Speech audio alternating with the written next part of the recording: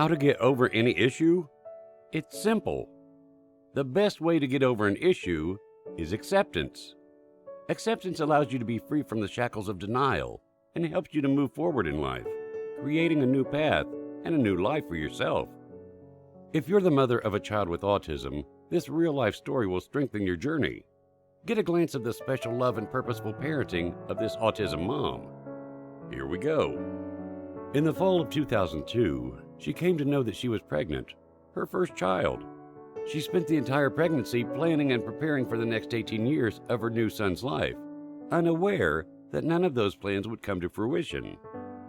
After 3 long years of medical issues, unmet milestones, and a lengthy waiting list for a qualified medical opinion, her son, Skylar, was diagnosed with severe autism.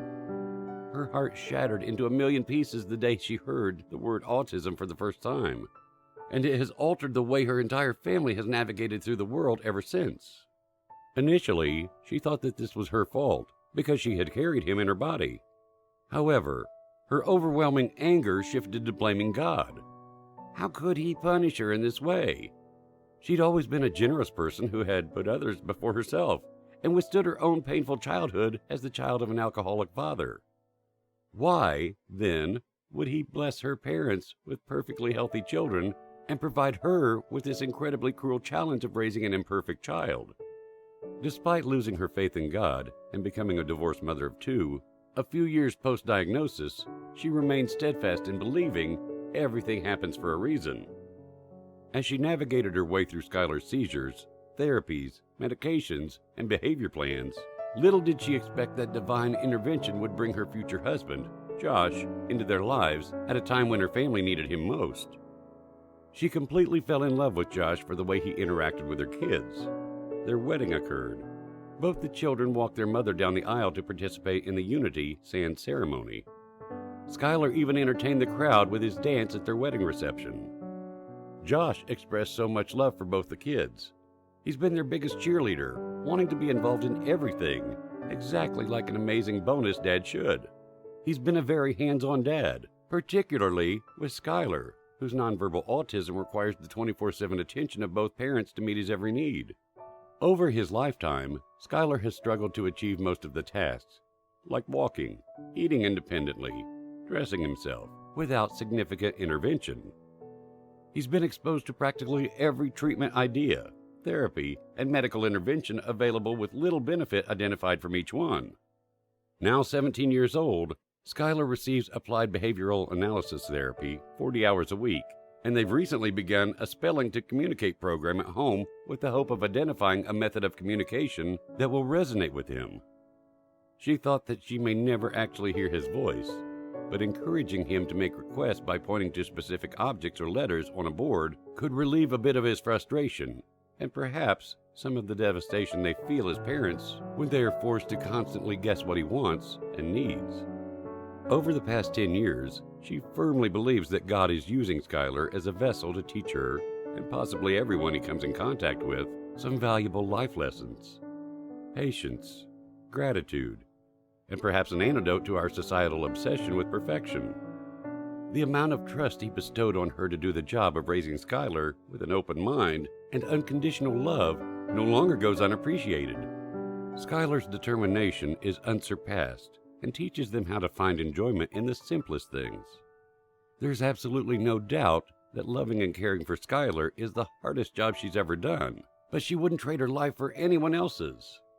Her love for Skylar knows no bounds, and while autism presents various challenges for how he lives his daily life, it does not define who Skylar is.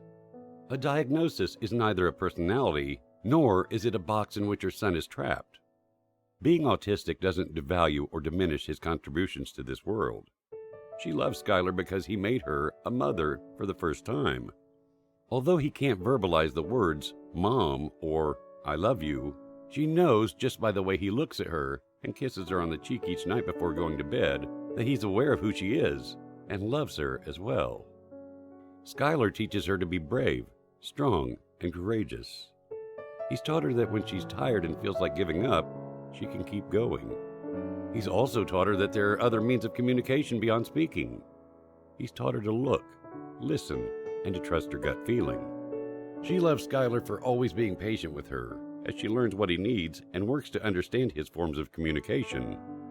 She loves Skylar for his view of the world, and for seeing and hearing things most people probably do not. She loves Skylar for never holding back his emotions, and for having the most amazing deep belly laugh she's ever heard.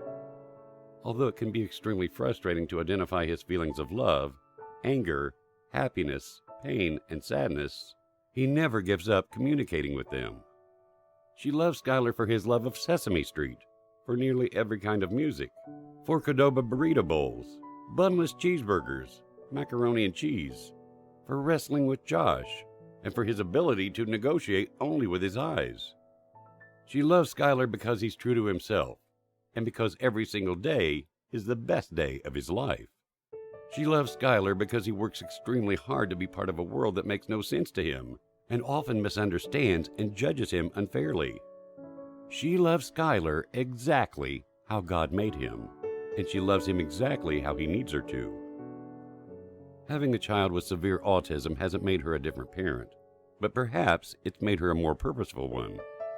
Autism neither alters the way she loves her son, nor does it force her to love him differently from how she loves her daughter, Kendall. Autism is a part of her family's journey, and it forever will be. A long time ago, she accepted that her family does not fit into that ordinary mold. They do what they can to get through every challenge and find the beauty in autism. It is their daily mission to ensure that autism does not stifle any of their dreams.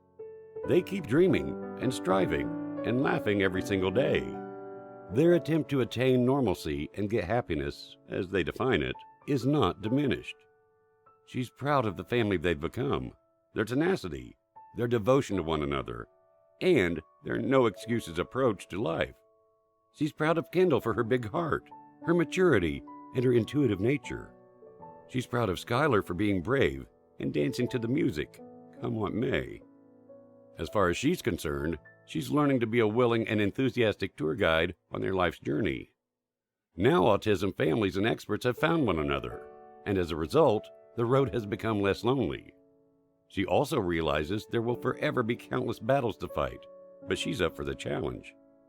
And in the end, it's not about her. She's not just a warrior mom. They are a warrior family.